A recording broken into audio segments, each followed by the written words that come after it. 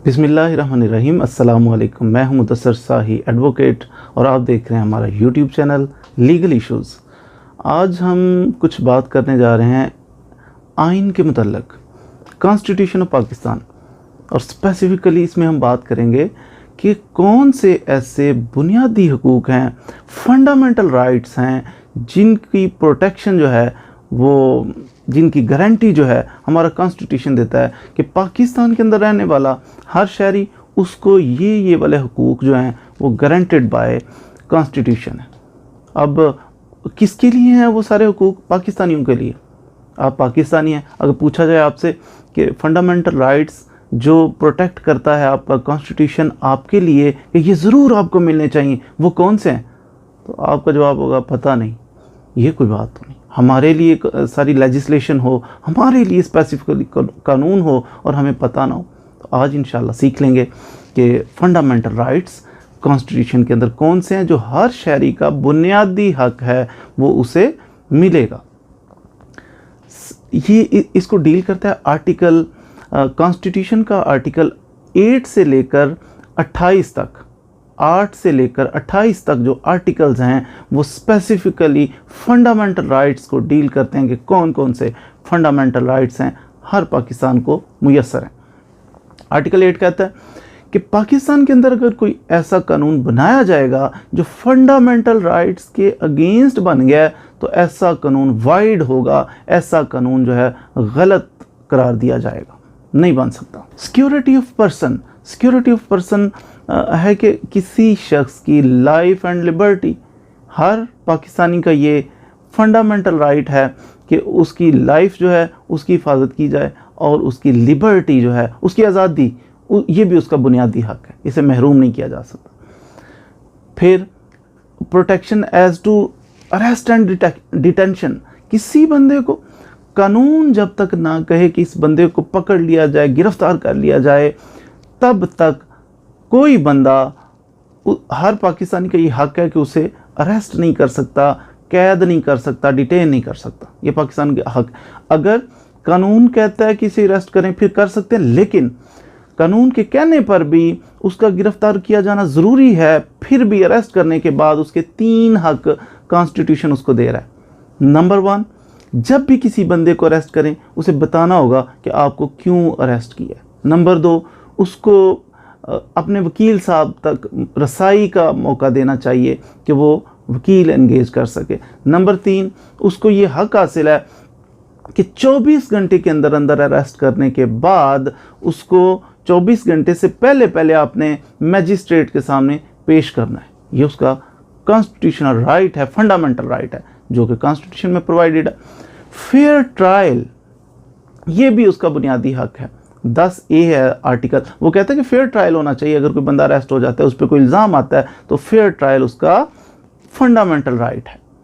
फिर इसके बाद फोर्स्ड लेबर और स्लेवरी, पाकिस्तान के अंदर स्लेवरी जो है, गुलामी को, बंदा किसी को गुलाम बना ले अपना, ये मना है। कॉन्स्टिट्यूशन कहता है कोई बंदा भी आपको अपना गुलाम नहीं बना सकता, और फोर्स, जबरी मुशक्कत भी नहीं ले सकते आप किसी से, ज़बरदस्ती कहें कि ये काम करो। और 14 साल तक का बच्चा जो है, 14 साल तक के बच्चे को हम कहीं भी उसे मुशक्कत का काम, फैक्ट्री के अंदर उसको एज एम्प्लॉय नहीं रख सकते, उससे चाइल्ड लेबर नहीं ले सकते। ये भी कॉन्स्टिट्यूशनल हक है 14 साल तक हर बच्चे का, पाकिस्तानी का। फिर किसी भी पाकिस्तानी का ये फंडामेंटल राइट है कि उसको रेट्रोस्पेक्टिव पनिशमेंट ना दी जाए। एक बंदा है, उसने कोई काम किया है, कुछ देर बाद जब काम किया तो ये जुर्म नहीं था ऐसा काम करना, कुछ देर बाद ऐसा कानून बना दिया जाए, चलो जी आज से ये कानून पास हो गया कि जो बंदा ये वाली हरकत करेगा वो गैर कानूनी है, उसको इतनी सज़ा है। तो ये कानून तो बन सकता है कि ये जो हरकत करेगा उसे इतनी सज़ा है, लेकिन रेट्रोस्पेक्टिव का मतलब होता है पीछे से अमल दरामद करना, कि पीछे भी जिसने किया है ये वाली हरकत, आज के बाद हम कानून बनाते हैं कि उसको भी पकड़ के सज़ा नहीं। रेट्रोस्पेक्टिव नहीं हो सकता। ये कहें कि आज के बाद जो करेगा उसको ये सज़ा है, ये नहीं कह सकते कि जिन्होंने पीछे किया है आज के बाद उनको सज़ा है तो पीछे वालों को पकड़ के सज़ा दे दो। रेट्रोस्पेक्टिव सज़ा नहीं हो सकती। इसके अलावा किसी भी शख्स को एक जुर्म की 2 बार सज़ा नहीं हो सकती। डबल जेपर्डी प्रिंसिपल कि एक जुर्म की सज़ा सिर्फ एक बार हो, एक बंदे का ट्रायल एक बार हो सकता है, बार बार एक जुर्म पर सज़ा नहीं हो सकती। ये भी फंडामेंटल राइट है किसी इंसान का। डिग्निटी ऑफ मैन, ये भी फंडामेंटल राइट है कि किसी इंसान की डिग्निटी, उसकी इज्जत जो है उसका भी ख्याल रखना है, उसकी भी प्रोटेक्शन हासिल है हर बंदे को। किसी बंदे की घर की प्राइवेसी जो है उसकी प्रोटेक्शन भी हर बंदे के लिए है। फिर किसी बंदे की कोई भी इंसान है उसको जबरी तौर पर उसे टॉर्चर करके एविडेंस के लिए मजबूर नहीं किया जा सकता। इसी तरह हर पाकिस्तानी का ये फंडामेंटल राइट है कि फ्रीडम ऑफ मूवमेंट है उस बंदे को, कि कोई बंदा चल फिर सकता है, कहीं आ जा सकता है। फ्रीडम ऑफ मूवमेंट उसका बुनियादी हक है। फिर उसके बाद फ्रीडम ऑफ असेंबली जो है ये उसका बुनियादी हक है कि कोई भी बंदे जमा हो सकते हैं, कोई गैदरिंग कर सकते हैं, मुलाकात कर सकते हैं, मीटिंग कर सकते हैं। फ्रीडम ऑफ एसोसिएशन ये भी फंडामेंटल राइट है कि कोई बंदे आपस में कोई एनजीओ बना सकते हैं, कोई एसोसिएशन बना सकते हैं आपस में मिल के। फिर इसके अलावा किसी बंदे का ये भी फंडामेंटल राइट है कि कोई बंदा फ्रीडम ऑफ स्पीच उसको हासिल है, कि बंदा आज़ादी इजहार राय का हक रखता है। हर बंदा अपनी राय दे सकता है, उसको हक हासिल है कि वो अपने ओपिनियन जो है उसका इजहार कर सके। फिर हर बंदे को रिलीजन का जो है वो इख्तियार है, आज़ादी है कि कोई बंदा उसका क्या मज़हब है। कोई क्रिश्चियन है तो वो खुद को क्रिश्चियन कह सकता है कि मैं क्रिश्चियन हूँ, तो उसके मुताबिक वो अमल कर सकता है। मुस्लिम है वो मुस्लिम, हिंदू है वो हिंदू, तो यानी फ्रीडम ऑफ रिलीजन भी है। किसी बंदे को रिलीजन की बेसिस के ऊपर कोई स्पेसिफिक टैक्स नहीं लगाया जा सकता कि फ़लाँ रिलीजन पर टैक्स लगा देते हैं, फिर वो टैक्स का पैसा जमा करके बाकी रिलीजन्स पे लगाया जाए, ऐसा नहीं कर सकते।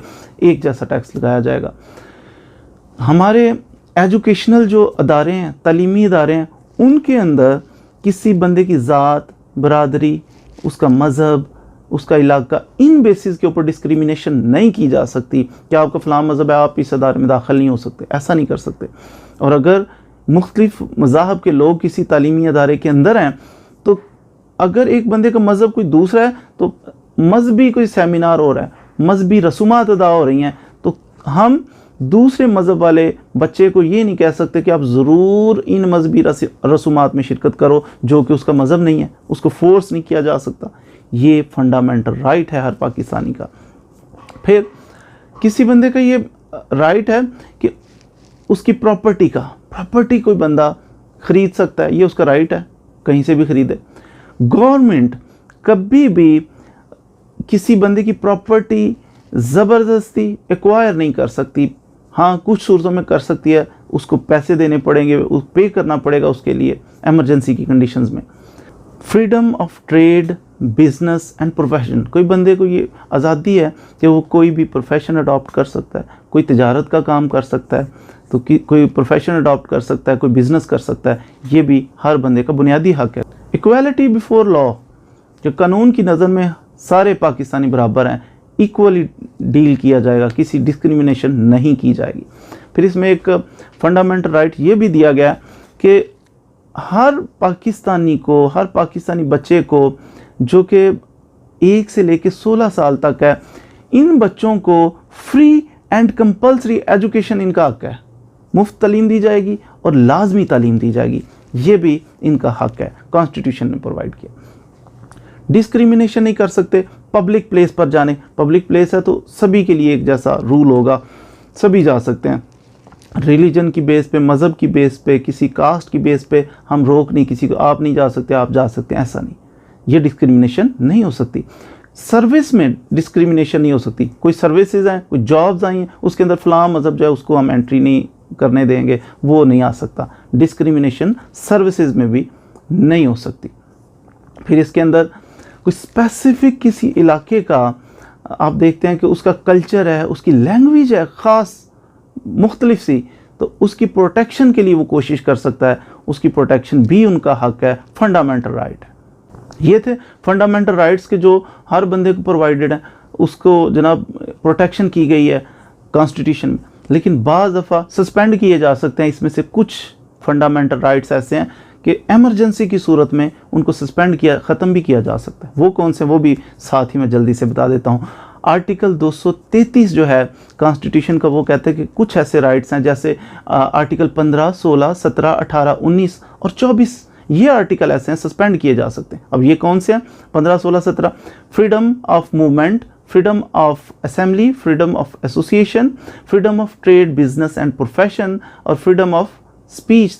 और इसके अलावा था कि प्रॉपर्टी एक्वायर जो है वो नहीं की जा सकती। लेकिन एमरजेंसी की कंडीशन में इन जो स्पेसिफाई मैंने किया 15 से 19 और 24, इनको सस्पेंड किया जा सकता है और एमरजेंसी की कंडीशन में गवर्नमेंट कर सकती है। उम्मीद है कि आज आपने इस मुख्तसर से लेक्चर से फंडामेंटल राइट्स के बारे में ज़रूर कुछ ना कुछ सीखा होगा।